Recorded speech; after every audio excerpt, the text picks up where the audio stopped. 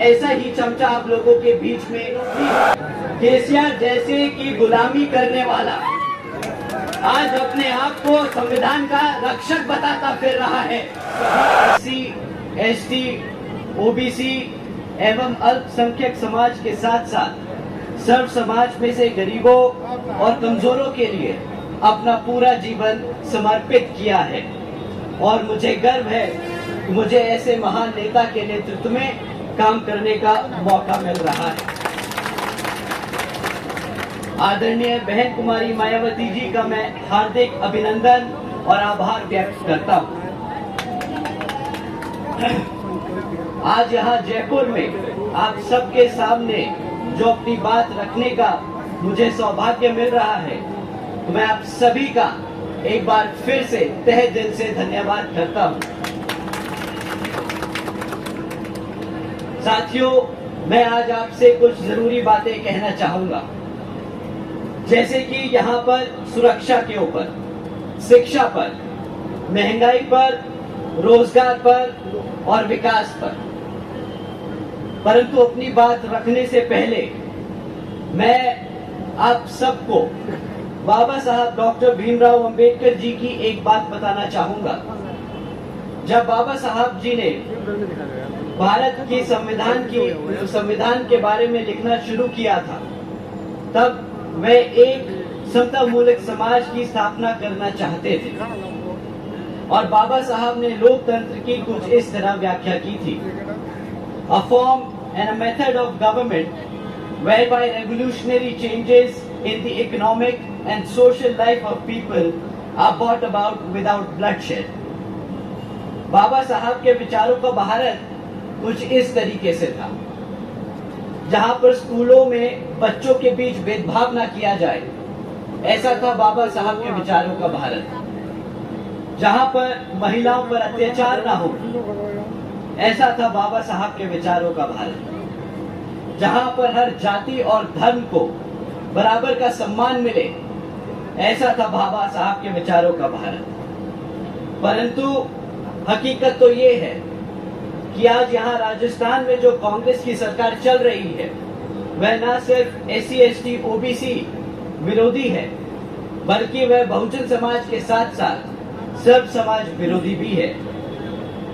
हमारे बहुजन समाज के साथ जो आज यहाँ अन्याय और अत्याचार हुआ है, वो किसी से छिपा नहीं है।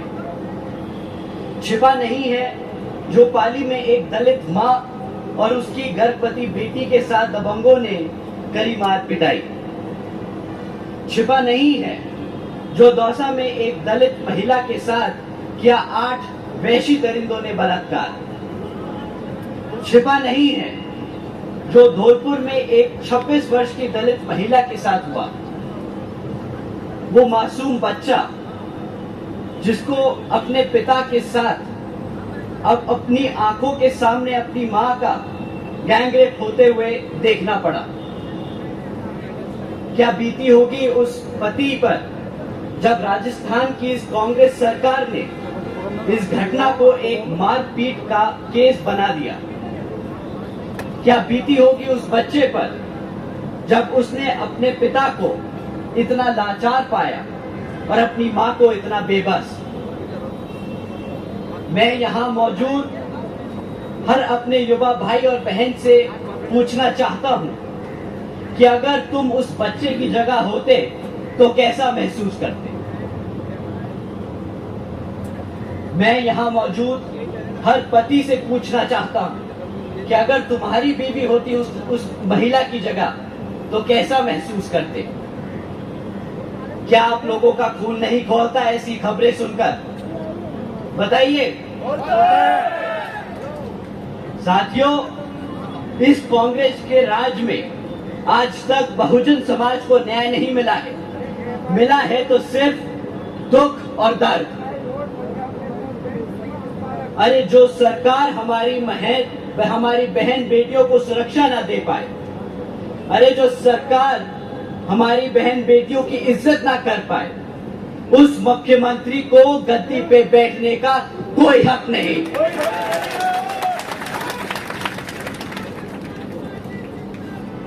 साथियों, इनकी असलियत आप सबके सामने है। जातिवादी मानसिकता इनके खून में दौड़ती है।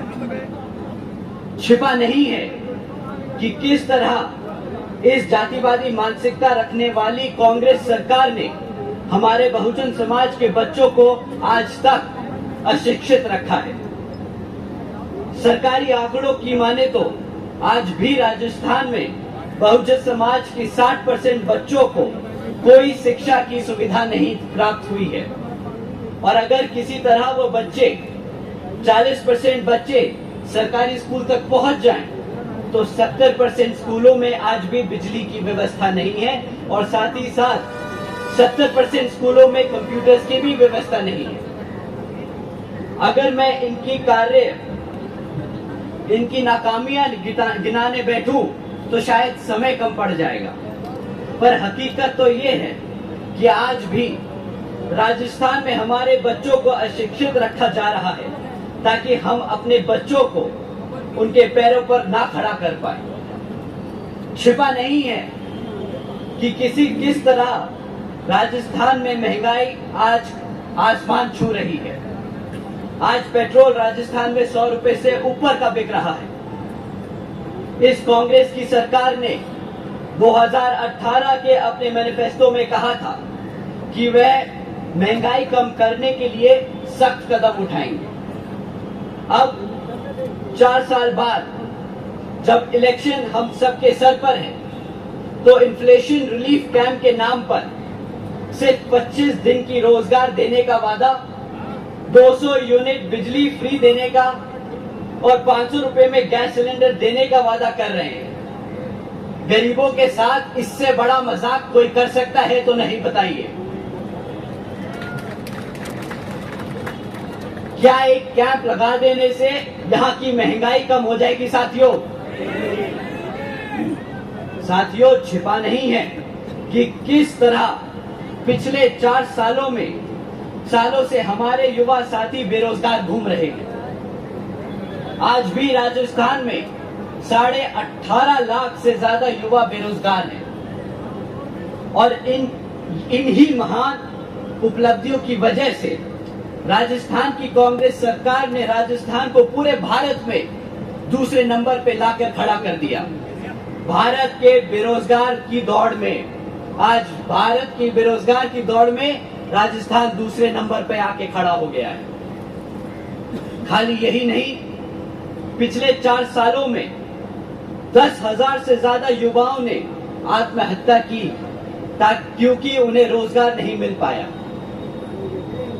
कांग्रेस की सरकार ने इन 10,000 सुसाइड केसेस को, इन 10,000 हत्याओं को सुसाइड का नाम दिया है।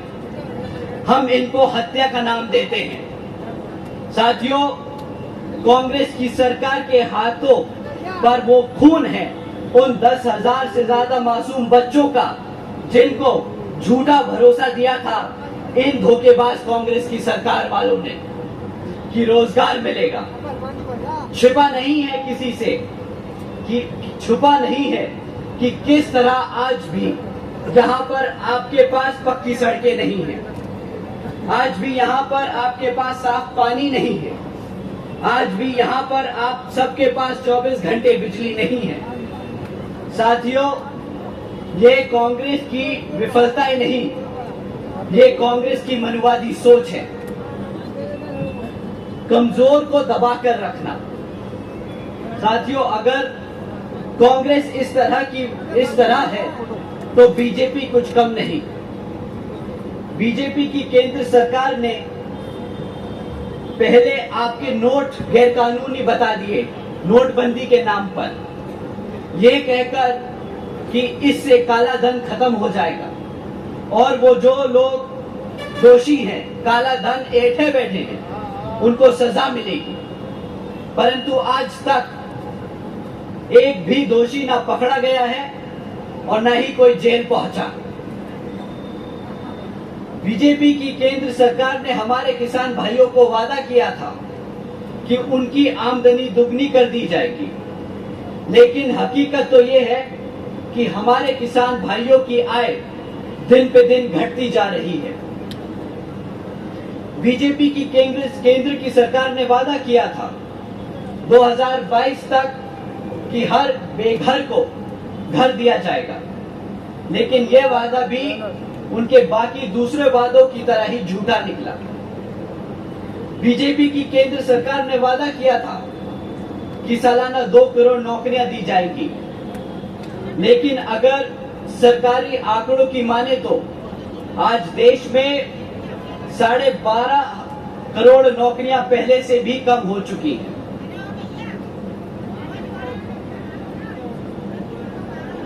हमारी महिलाएं बहुत देर से गर्मी में बैठी हैं, तो साथियों जो फैन के सामने खड़े हैं जरा साइड हट जाए।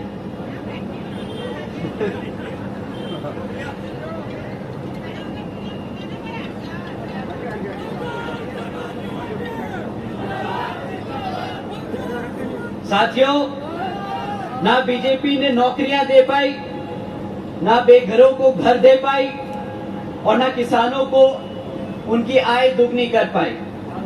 बस डबल इंजन सरकार का ढिंडोरा पीटते रहते हैं पूरे देश में। साथियों, आदरणीय बहन जी ने कभी भी लंबे चौड़े वादे नहीं किए, बस अपने समाज के साथ साथ सर्व समाज के लिए कानून व्यवस्था और सामाजिक व्यवस्था के लिए अनेकों कार्य करके दिखाए हैं। आदरणीय बहन जी ने हमारे सभी संतों, गुरुओं और महापुरुषों के सम्मान में कई जिले और यूनिवर्सिटीज के नाम रखे, जैसे Gautam Buddha university, Ambedkar university, Chhatrapati Shahuji Maharaj university, Mahatma Jyotiba Phule नगर, महामाया नगर, संत कबीर नगर। साथियों, बहन जी ने अपने महापुरुषों के सम्मान में ये सब काम इसलिए किए ताकि हमारी आने वाली पीढ़ी अपने संतों और गुरुओं को कभी ना भूले। आदरणीय बहन जी ने सावित्रीबाई फूले बालिका शिक्षा योजना के तहत 7 लाख से ज्यादा बच्चियों को 12वीं तक की शिक्षा प्राप्त करने हेतु 600 करोड़ से ज्यादा की लागत इन बच्चियों को अपने पैरों पर खड़ा कर एक उज्जवल भविष्य देने के लिए खर्ची। आदरणीय बहन जी ने देश में पहली बार सरकारी कॉलेजेस के स्टूडेंट हॉस्टल्स में अन्य पिछड़े वर्गों के छात्रों के लिए 27% आरक्षण की व्यवस्था तय की। आदरणीय बहन जी ने महामाया गरीब बालिका आशीर्वाद योजना के तहत 3,25,000 बच्चियों को 1 लाख रुपए देने का काम किया। आपको जानकर हैरानी होगी कि इस योजना के तहत 3,250 करोड़ रुपए बहन जी ने अपनी बच्चियों को सीधा उनके बैंक खातों में दिए। आदरणीय बहन जी ने अपने शासनकाल में 12,500 करोड़ की लागत से हमारे SC, ST, OBC व आदिवासी समाज के 3,50,000 से ज्यादा परिवारों को महामाया आवास योजना आवास योजना के तहत अपना खुद का घर दिया। साथियों, आदरणीय बहन जी ने अपने शासनकाल में 90,000 से अधिक शिक्षकों को सरकारी नौकरी दी, 1 लाख से अधिक सफाई कर्मचारियों की भर्ती की और 2 लाख से अधिक जवानों को पुलिस फोर्स में भर्ती किया। आदरणीय बहन जी ने SC, ST, OBC एवं अल्पसंख्यक समाज के साथ साथ सर्व समाज में से गरीबों और कमजोरों को मुफ्त में राशन देने जैसी योजनाएं नहीं चलाई। इनकी इन योजनाओं की वजह रोजगार देने के काम किए ताकि हमारा समाज अपने पैरों पर खुद खड़ा हो सके। और साथियों, यही है असल मायने में सर्वजन हिताय व सर्वजन सुखाय की नीति। साथियों, जैसा कि आपको मालूम है कि राजस्थान में अब कुछ ही समय में विधानसभा आम चुनाव होने वाले हैं और विरोधी पार्टियां किसी भी हद तक गिरकर साम दाम दंड भेद का इस्तेमाल कर सकती हैं। तो मैं बहन जी की कुछ जरूरी बातें आप सबको बताने आया हूं जो आपको ध्यान में रखनी होगी। विरोधी पार्टियां आपको मुफ्त में राशन और बिजली देने के वादे कर सकती है, पर आपको ध्यान रखना होगा कि आपके बच्चे काबिल तभी बन सकते हैं जब उनको पढ़ाई और रोजगार के मौके मिले। मुफ्त में आज तक कोई काबिल नहीं बना है। विरोधी पार्टियां आपको धन के आधार पर बांटने का काम कर सकती हैं, पर आपको ध्यान रखना होगा कि बहुजन समाज पार्टी सर्वजन हिताय व सर्वजन सुखाय की नीति के आधार पर चल के यहाँ सभी धर्म और सभी जातियों को बराबर का सम्मान दिलाने का काम कर रहे हैं। विरोधी पार्टियां अपने चमचों का इस्तेमाल कर आपको भ्रमित कर सकती हैं और इनके चमचे आपके देश के कोने कोने में आजकल घूम रहे हैं। आजकल समाज में एक ऐसा ही चमचा आप लोगों के बीच में घूम रहा है।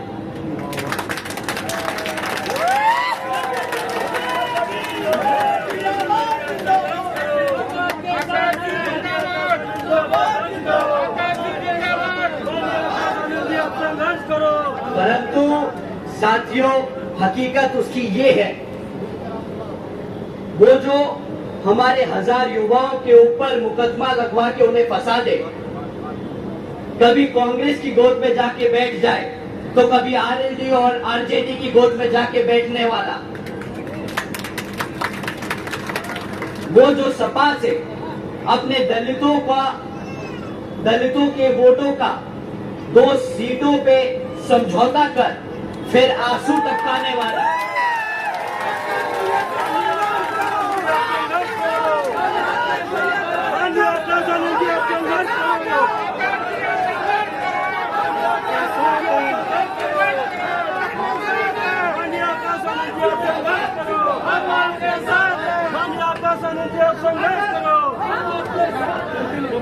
वो जो संविधान विरोधी केसीआर जैसे की गुलामी करने वाला आज अपने आप को संविधान का रक्षक बताता फिर रहा है। संघर्ष करो,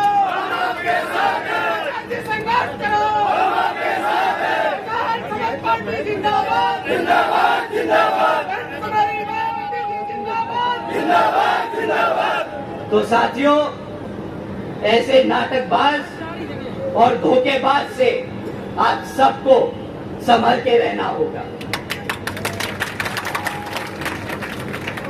नीले झंडे वाले तो बहुत आएंगे, जैसे भेड़ के रूप में भेड़िए, लेकिन आपका झंडा वही है जिस पर हाथी का निशान है।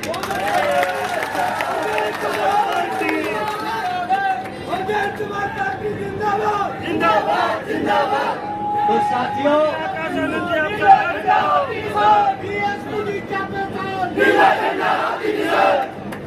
तो साथियों, हमें बाबा साहब के दिखाए रास्तों पर चलकर मान्यवर साहब के बताए तरीकों का इस्तेमाल कर अपनी बहन जी के बेबाक अंदाज को अपने दिल और दिमाग से अपनाना होगा।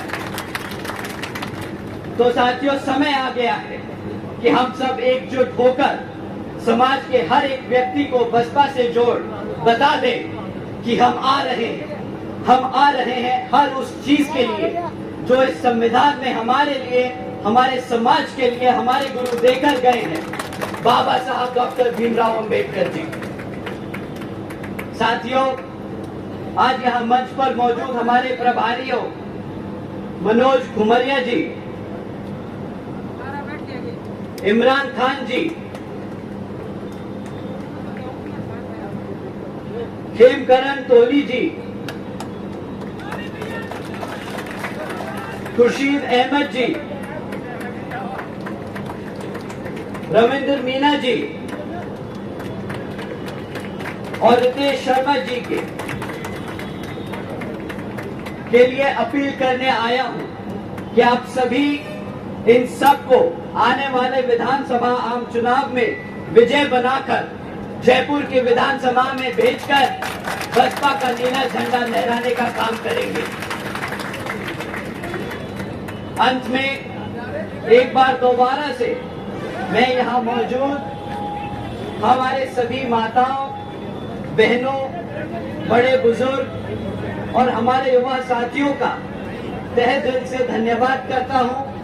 साथ ही साथ हमारे सभी पदाधिकारी एवं कार्यकर्ता गणों का धन्यवाद करता हूँ और यहाँ पर इतनी बड़ी संख्या में हमारे सभी समर्थकों का भी धन्यवाद करता हूँ। आज आप सब हमारी संकल्प यात्रा के समापन में शामिल हुए, तो आप सभी का तहे दिल से बहुत बहुत शुक्रिया। जय भीम, जय भारत, जय बहन जी।